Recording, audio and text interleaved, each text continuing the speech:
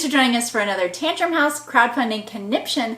Today we are talking about a new game, Aetherspire, that is from Phase Shift Games. And as always, we want to make sure you're aware that our crowdfunded videos are sponsored in part by our own Kickstarter backers, as well as by the creators of this game.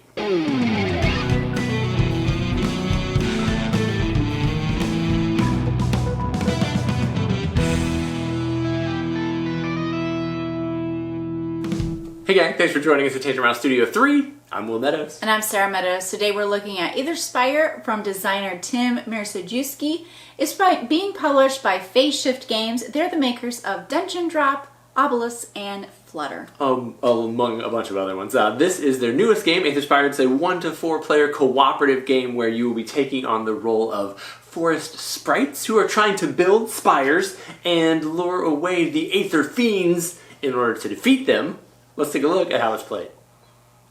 To set up the game, you'll give each player a character card with unique abilities. You'll lay out the main board and populate it with the first tile and shards. You'll set up the boss track for the difficulty setting that you've chosen and sort out all the different floor tiles. Each player's turn will follow the same sequence where you'll first add a new tile to the reserve, you'll gather resources, and then you'll roll dice. Then players may use their resources to cast spells and use their individual powers. After each player's turn, the round track will advance, bringing out new invaders and elemental Aether Fiends, whose effects will continue to make your life miserable until you're able to harness that fiend by completing its specific spire. If you're able to build all 4 spires to capture each of the elemental beings, you win. However, if the invaders are able to break through your gates and steal your Aether Core, then everyone loses. So in this game, players will be working together to attempt to build multiple floor structures that they will be placing pillars on and trying to get invaders off of so that they can ultimately erect a 4-floor spire to capture a specific entity. And so there are 4 elemental bad guys that you're fighting in this game, and if you can build all 4 spires before time runs out, then you win the game.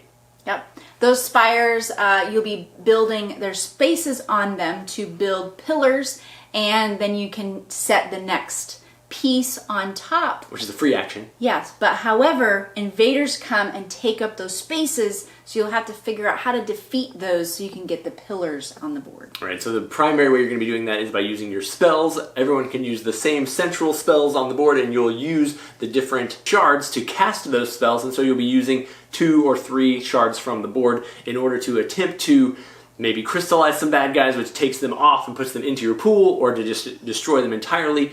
Every time bad guys are able to, or don't have a spot to come out onto the board though, they're going to head for your Aether Core. And so the first thing they're going to do is take out your guard walls, and then ultimately if they can get rid of both of your cores, which is what you start with, you may be able to gain more throughout the course of the game. Then you'll lose the game. Yeah, you obviously don't want that to happen. Yeah, the little round area on the board for the spells, the spells, hold your shards, and so those have things that are adjacent. You'll be able to use those to help whatever, like some of them will give you more dice to roll, which all of those will be new actions. Some of them are, like you said, getting rid of the invaders. And then everybody also has individual player power. So there are a couple that are starting. If you're just trying out the game for the first time, they're recommended, a little bit easier to understand. And then there are some more advanced characters, but there's several to choose from. So even if you do a 4-player game, you can mix and match those abilities however you'd like. Yeah, and not necessarily just for easier to understand, but just they work together better, I think, is the main thing, because some powers are going to allow you to maybe reinforce your walls, while another player's powers might be to get rid of extra guys, and so your team is going to be really, really important in this game because you can't do it alone. Your character's power is not sufficient to be able to achieve all the things that you need, and so it is going to be a cooperative game. There is going to be a lot of discussion around the table over, if I get rid of these guys and do that, then can you do this on your turn to be able to build the thing? We found that when we were playing the game, first off, it's not an easy game. The easiest version, we haven't beat it yet.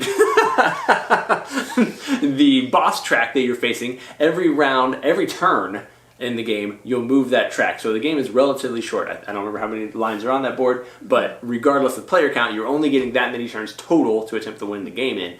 Each time you move it, additional invaders are going to come out. They're going to land on their type. So if they're a fire colored, if they're a red invader, they're going to go onto a red tile or a red pillar spot.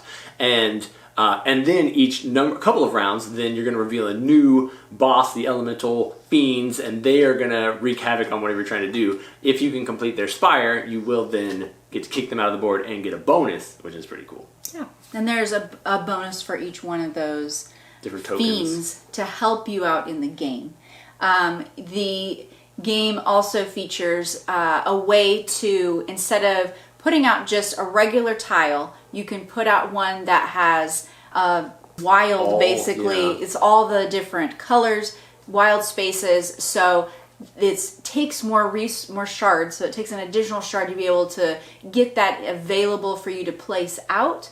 But then it is a little bit easier to be able to manage the new invaders coming out. So the only trick is you have to use a wild star on your die to be able to place a pillar. So there's a little bit more going on with having to fulfill.